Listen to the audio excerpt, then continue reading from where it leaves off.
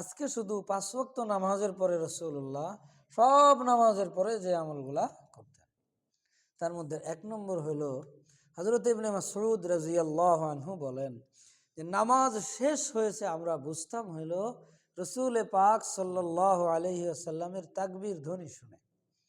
সালাম ফিরানোর পরে রাসূলুল্লাহ আল্লাহু আকবার বলতেন, মুসলিম শরীফের হাদিস। আল্লাহু আকবার বলতেন একবার, এবং সাহাবায়ে কেরাম বলতেন। এইটা শুনে আমরা বুঝতাম যে নামাজ শেষ হয়ে গেছে। তাহলে সালাম ফিরানোর পরে একবার কি বলা? আল্লাহু আকবার বলা। এরপরে রাসূলুল্লাহ 3 বার আস্তাগফিরুল্লাহ আস্তাগফিরুল্লাহ আস্তাগফিরুল্লাহ 3 বার ইস্তেগফার করতেন। এখানে উলামায়ে ইকরাম হিকমত লিখেছেন যে ইস্তেগফার মানুষ কখন করে? গুনাহ করলে করে না? ইস্তেগফার মানুষ গুনাহ করলে করে। তো আমি তো কোনো গুনাহ করলাম না, আমি তো কি মদ পান করলাম না কাউকে গালিগুলোজ করলাম, আমি তো নামাজ পড়লাম, নামাজের মতো ইবাদত। তাহলে এইটা শেষ করে আমি ইস্তেগফার কেন করব? এত বড় ইবাদত করার পরেও কেন ইস্তেগফার করতে হয়? তো ওনারা লিখছেন যে এইটা বুঝলে আমাদের নিজের আমলের উপরে নির্ভরশীলতা কতটুকু এটা বুঝে আসবে। যে আমি আমার সাধ্য অনুযায়ী যত সুন্দর করেই নামাজ আদায় করি না কেন, এই নামাজটা কি আল্লাহ রব্বুল ইজ্জতের শান অনুযায়ী হয়? আল্লাহ পাকের দরবারে পেশ করার মতো সুন্দর হয়? আমি যত সুন্দর করেই করি না কেন, আমার যত সুন্দর করেই হোক না কেন, মাওলা পাক আহকামুল হাকিমিন তার সামনে পেশ করার মতো কি হয়? স্বয়ং রাসূলুল্লাহ, যার থেকে সুন্দর তো আর আমি নামাজ পড়তে পারবো না, যার থেকে সুন্দর তো আমি তেলাওয়াত করতে পারবো না, যার থেকে সুন্দর তো আর আমি আল্লাহকে ডাকতে পারবো না, আল্লাহর প্রশংসা করতে পারবো না। তিনি বলছেন, আল্লাহ তোমার প্রশংসা আমাদের পক্ষে করা সম্ভব না। আনতা কামা আসনাইতা আলা নাফসিক, তুমি তেমন যে এরকম তুমি তোমার নিজের প্রশংসা করেছো, আমাদের পক্ষে তোমার প্রশংসা করে তোমার ইবাদত করে হক আদায় করা সম্ভব না।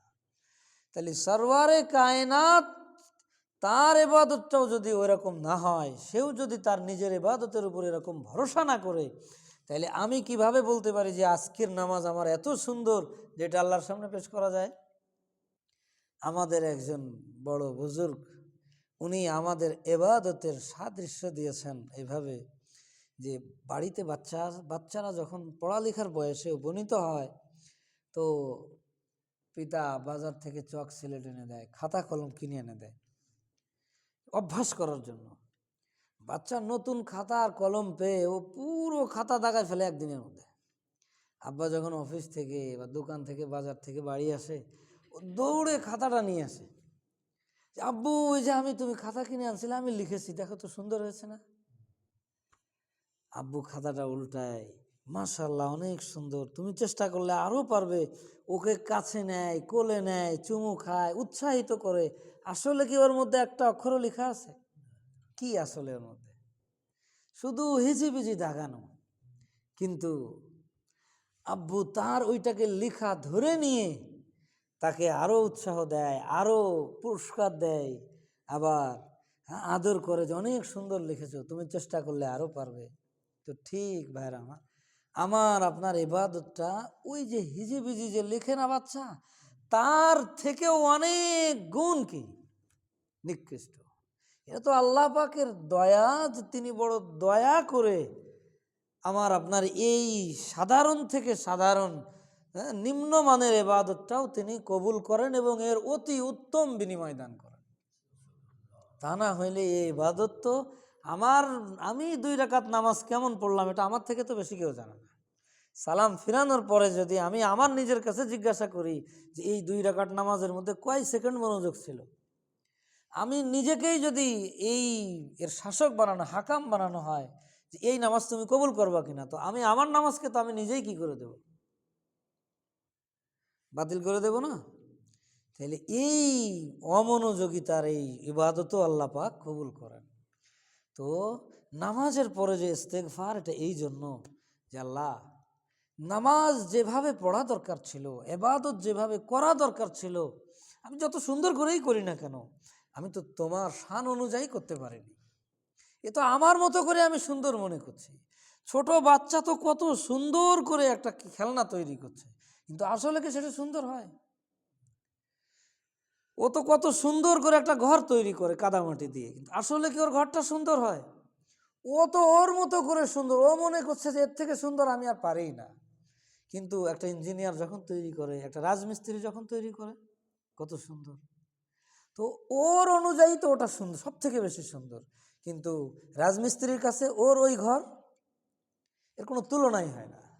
তো আমি তো আমার অবস্থান অনুযায়ী আমি মনে করছি আমার ইবাদত সব থেকে সুন্দর হয়েছে, কিন্তু আহকামুল হাকিমিনের সামনে ওই ইবাদত কাগজের মূল্যও রাখে না।